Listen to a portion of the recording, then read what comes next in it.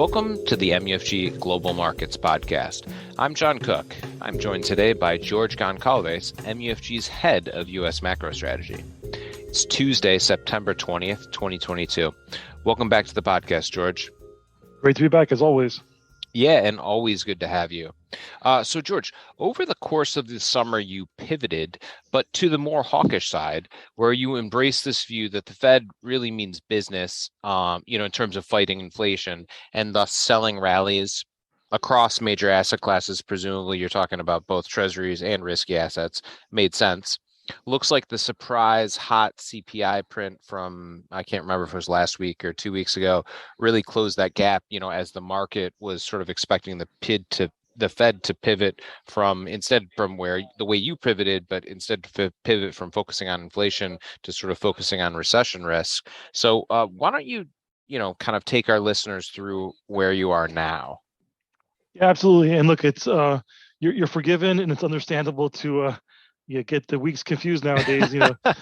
These weeks in 2022, as we've been saying all throughout 2022, the common theme has been that each week has been intense. But I mean, I actually put last week when we got the CPI release up there in the top five. I mean, I think top 4 or 5 of the most pivotal weeks for the year.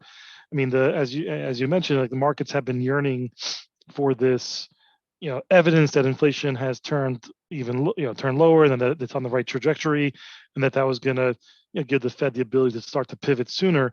And in fact, we got again another rude awakening with higher inflation, especially on the core side, which is proving to be much more sticky and more broad based.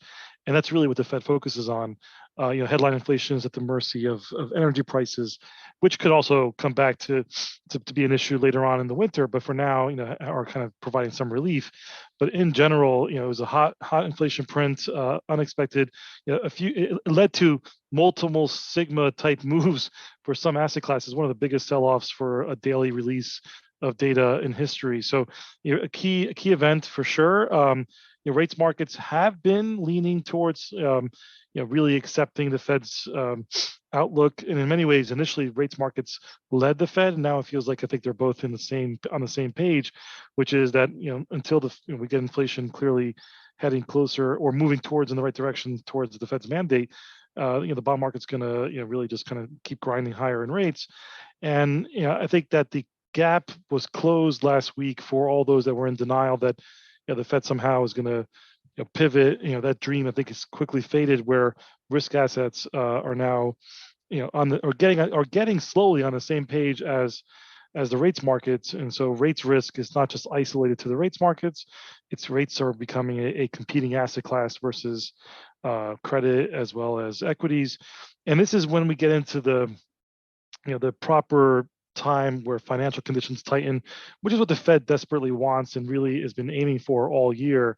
So we're getting the proper financial conditions tightening through the rates channel, and then eventually it's going to move even further into risk assets, and we'll see if it works. I mean, this is the big experiment the Fed is putting in play with both supersized rate hikes this month. As we all know, is also the start of the even larger QT operations. And so this is really we're in the throes of the real bigger tightening period. There's still more hikes down the road, we think, beyond this one that's coming up at the September meeting.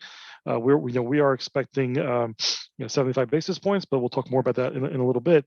But I think it's really just clearly markets are now more balanced for what will be a period of hawkishness until we get proof otherwise. Yeah, so that's great. I think that's a good kind of summary of where we are now, and you sort of talked around the September FOMC meeting. But as a reminder for our listeners, we are recording this podcast on Tuesday, September 20th. That's just a day before the FOMC statement, as well as the summary of economic projections and Chair Powell's post-meeting press conference, come out. So George, you just released your latest views on this September FOMC meeting with your preview report. For the benefit of our listeners, why don't you go through what you're expecting at tomorrow's FOMC meeting and the risks to your base case scenario? Sure. I'll just kind of briefly summarize what, again, we're expecting. The markets, again, last week started, and there's still some probability of 100 basis points, but I think it's a very low probability. I don't think they're going to take this time to really delivers something that hawkish and also sends them mixed signals about their intentions and how they're trying to be somewhat on a plan towards higher rates. So we're in the camp that it's going to be a 75 basis point hike. So you could argue that, well, that's clearly priced in, therefore that's really no news. It's really the way that the message is going to be delivered. And then there's also the dots, which we get in addition to the existing forecast updates, which include 2022 through 2024. We're also going to get one additional year of terminal forecasts for both rates, growth, and inflation. And it's going to be interesting to see, how they view, the outlook for 2025, both for rates as well as growth and inflation. This new terminal rate, depending on what they do with the other dots, could suggest that eventually they're back into an easing cycle. We'll see if that's the case. We're expecting that at a minimum, the 2022 dots will get closer to 4%. The 23 dots are going to be above 4%. Just depends on how the median math works out.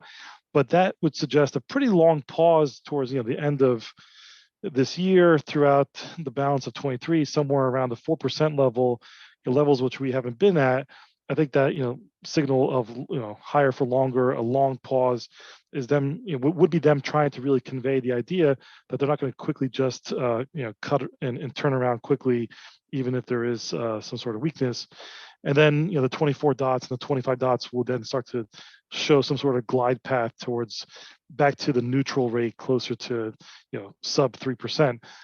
We'll see. I mean, I think there's also risk at this meeting that depending on how this all works out, there is some risk that the long-term dots, or the idea of where neutral is to begin with, is going to start to get challenged if we are indeed in a higher rate environment, a higher inflation environment. We might require a higher rate environment in general.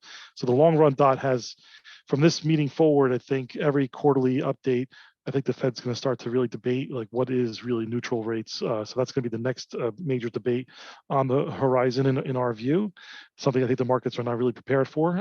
So if that were to happen, that would be a little bit more on the hawkish side, and I think that would kind of cement and keep these higher rates that we've seen so far in the last 3-4 days in the market. I think at the press conference, the Jackson Hole speech, I think it was a seminal piece, very short and to the point, that the Chair Powell delivered. They haven't deviated from that message since Jackson Hole in late August, and in fact, they've reinforced it up until the blackout period. So I think it would be uncharacteristic for the Fed to kind of move away from that. They basically are getting what they want. They're getting the financial conditions tightening. It's going to make their policy more effective if they deliver a consistent message. So if we get that, I think then the markets are going to be a little bit let down. I mean, the markets are already on their back foot as it is as we go into this meeting. Perhaps a lot's already priced in. We get a relief rally on the back of this sort of outcome. But I would still fade that. I still think that this is a Fed that's on track to really corral and put inflation back in the bottle. And so, any sort of rallies here, I think, are something to still continue to fade. And again, across all the major asset classes as well. In the irony, just to kind of remind all our listeners, is that even with these large hikes that we've had in the last 3 meetings, because markets were so concerned going into it, and also obsessed with looking for dovish clues.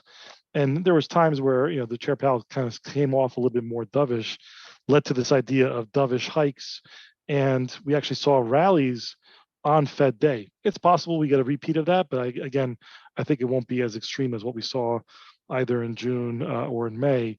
And so I think that's where we're at for the Fed meeting. I think it's always critical for the thought process for investors on a go-forward basis. We're getting close to the end of the year.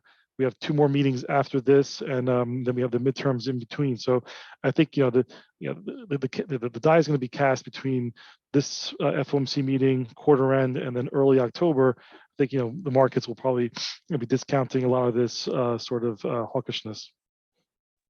Wow, I would love to summarize what you just said, but there's just so much there. But yeah, so likely 75 basis point hike. So it's how they deliver it. And we also get that new 2025 dot. Look for that long run dot to be biased higher, and continue to fade rallies. But for more, I would really encourage our listeners to check out George's most recent desk strategy market view piece, again entitled September 2022 FOMC Preview and Market Implications. And if you are not receiving George's strategy reports, please do get in contact with him directly. George, great stuff as always. Thanks again for coming on the podcast. Thanks, John. And thank you for listening to the MUFG Global Markets Podcast. Rate, review, and subscribe on Apple, Spotify, or wherever you get your podcasts, and reach out to your MUFG sales rep for any further information. Check back soon for more insights from the Global Markets Research Team.